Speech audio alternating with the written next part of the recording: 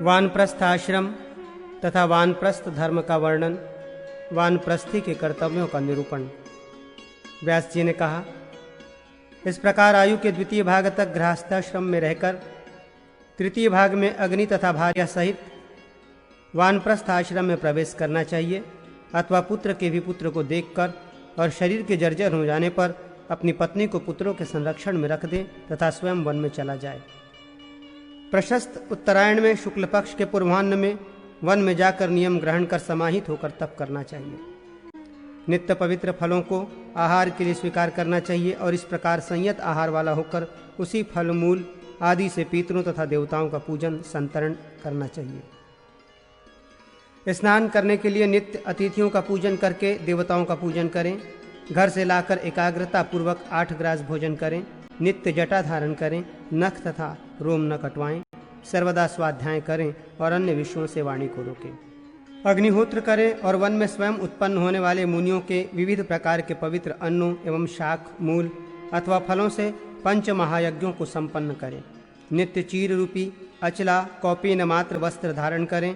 तीनों संध्याओं में पवित्रता पूर्वक स्नान करें। सभी प्राणियों पर दया रखें और दान ग्रहण न करें। वानप्रस्थी द्विज को नियम से दर्श पौर्णिमासयाग नक्षत्र याग आग्रयण नवश्रेष्ठी और चातुर्मास याग करना चाहिए तथा क्रमशः उत्तरायण और दक्षिणायन याग करना चाहिए। वसंत तथा शरतकाल में उत्पन्न स्वयं लाए हुए पवित्र मुनियों से पृथक पृथक पुरोडास एवं चरु बनाकर देवताओं तथा पितरों को अति पवित्र वन्य हवि प्रदान करना चाहिए। तदनंतर अवशिष्ट उसी हवि को लवण मिलाकर स्वयं भक्षण करना चाहिए। मधु मांस भूमि में उत्पन्न कवक कुकुरमुत्ता भूस्तृण शाक विशेष श्रीग्रुक सहीजन तथा श्लेषमातक लिसोड़ा के फलों का त्याग करना चाहिए।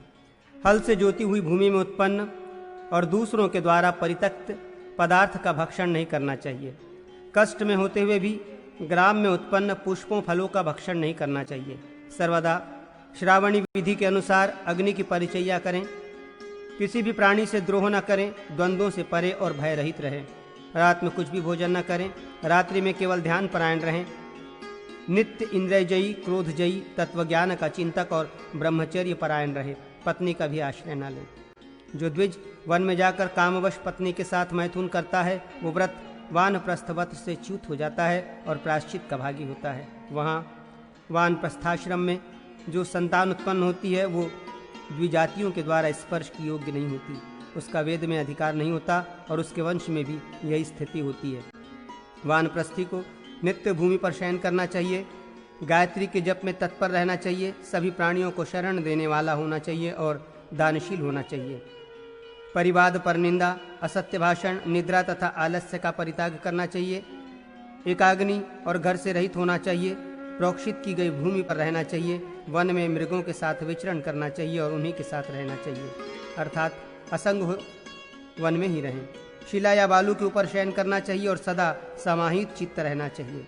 शीघ्र ही समाप्त होने योग्य फल मूल आदि का संग्रह करने वाला होना चाहिए, अथवा 1 महीने तक 6 महीने तक या 1 वर्ष तक उपयोग किए जाने वाले फल मूल आदि का संग्रह करने वाला होना चाहिए। पूर्व संचित पदार्थों जीर्ण वस्त्रों तथा शाक फल मूल आदि का आश्विन मास में परित्याग कर देना चाहिए। दांतों को उखल या मूसल समझना चाहिए। कापोती वृत्ति कबूतर की तरह दाना चुग कर खाने वाली वृत्ति का आश्रय ग्रहण करना चाहिए, अथवा पत्थर पर ही कुटकर अन्न का भक्षण करने वाला होना चाहिए या समय अनुसार पके हुए फल मूलादि का भक्षण करने वाला होना चाहिए। यथाशक्ति दिन में अन्न फल मूलादि लाकर रात्रि में भक्षण करना चाहिए, अथवा चतुर्कालिक या अष्टमाकालिक भोजन करने वाला होना चाहिए, अथवा शुक्ल और कृष्ण पक्ष में चांद्रायण विधि से रहे या प्रत्येक पक्ष में 1 बार उबाले गए यवागु का भक्षण करें, अथवा सर्वदा वैनाखस वानप्रस्थवत व्रत का पालन करते हुए केवल स्वाभाविक रीति से अपने आप वृक्ष से गिरे हुए पुष्प फूल एवं फलों से निर्वाह करता रहे। भूमि पर लेटना एवं रहना चाहिए। दिन में पंजों के बल उठना बैठना या चलना चाहिए। धैर्य कभी भी न छोड़ें। ग्रीष्म ऋतु में पंचाग्नि तप विशेष का सेवन करें। वर्षा के दिनों में खुले आकाश के नीचे रहें और हेमंत में गीले वस्त्र धारण करें। इस प्रकार क्रमशः तपस्या को बढ़ाता रहे। आचमन कर तीनों संध्याओं में स्नान तथा पितरों और देवताओं का तर्पण एवं पूजन करें। उस समय 1 पैर से खड़ा रहे अथवा सूर्य किरणों का पान करे। पंचाग्नि का सेवन करें अथवा धुएं का पान करें या उष्मा का पान करें अथवा सोमपान करें।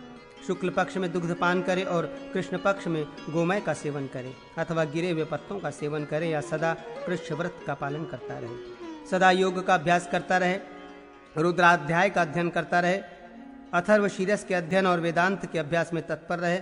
आलस्य रहित होकर निरंतर यमों और नियमों का पालन करें। कृष्ण मृग चर्म उत्तरी और शुक्ल यज्ञोपवीत धारण करें। अग्नियों को अपनी आत्मा में प्रतिष्ठित कर ध्यान परायण रहे। अग्नि गृहादि और गृह का त्याग परित्याग कर दें और मुनि व्रत का मोक्ष की प्राप्ति का प्रयत्न करता रहे। जीवन निर्वाह के लिए तपस्वी ब्राह्मणों से ही भिक्षा मांगे, अन्यथा अथवा अन्य गृहस्थों तथा वनवासी द्विजों से भिक्षा लेनी चाहिए। अथवा वन में रहते हुए ग्राम से लाकर मात्र 8 ग्रास भोजन करना चाहिए। पत्तों के दोने, हाथ अथवा कसोरे, मिट्टी के पात्र इत्यादि के टुकड़ों में ही भोजन ग्रहण करना चाहिए।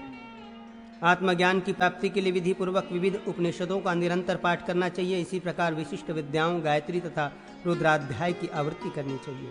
अथवा ब्रह्मार्पण विधि में स्थित रहते हुए महाप्रस्थान मृत्युपथ के उद्देश्य से अनशन करें या अग्नि में प्रवेश करें।